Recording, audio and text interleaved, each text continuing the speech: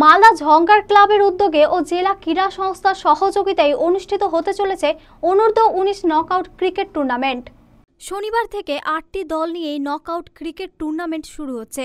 মালদার পাশাপাশি কলকাতা ও শিলিগুড়ির কয়েকটি ক্লাব এই টুর্নামেন্টে অংশগ্রহণ করছে। শুক্রবার এ বিষয়ে মালদা প্রেস কর্নারে সাংবাদিক বৈঠক করেন ঝঙ্কার ক্লাবের কর্মকর্তারা। সাংবাদিক বৈঠকের ক্লাবের কর্মকর্তা জানান, 2 থেকে 10 মার্চ পর্যন্ত এই নকআউট ক্রিকেট টুর্নামেন্ট চলবে। ডিএসএর মাঠে টুর্নামেন্টে অনুষ্ঠিত হবে।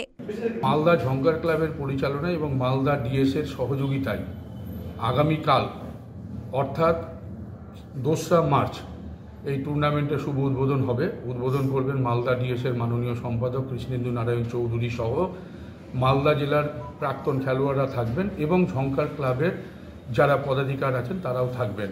বিশেষ করে যার নাম না বললেই নয়, ঝঙ্কার ক্লাবের সভাপতি অশোক দাস, ঝঙ্কার ক্লাবের সম্পাদক শুভ্র কুমার কুণ্ডু, তারা সহ এবং বাকি ঝঙ্কার ক্লাবের যে টিম তারা কিন্তু অক্লান্ত পরিশ্রম করে এই টুর্নামেন্টটা করছেন।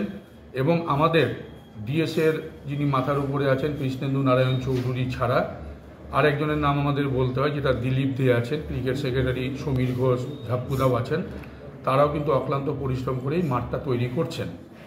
এবং আগামীকাল খেলার প্রধান উদ্দেশ্য হচ্ছে যে ক্লাব যখন কোনো একটা অনুষ্ঠান করে তাতে কিন্তু একটা ক্লাবের ব্র্যান্ড পাওয়া যায়, কিন্তু এর মূল উদ্দেশ্য হচ্ছে প্রোডাকশন লাইন।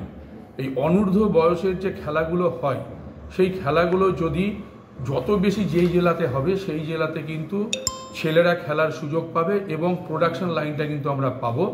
কারণ বিভিন্ন জায়গাতে এই বয়সভিত্তিক খেলার উপরে নির্ভর করেই কিন্তু টিমগুলো হয়। মালদা টুডে।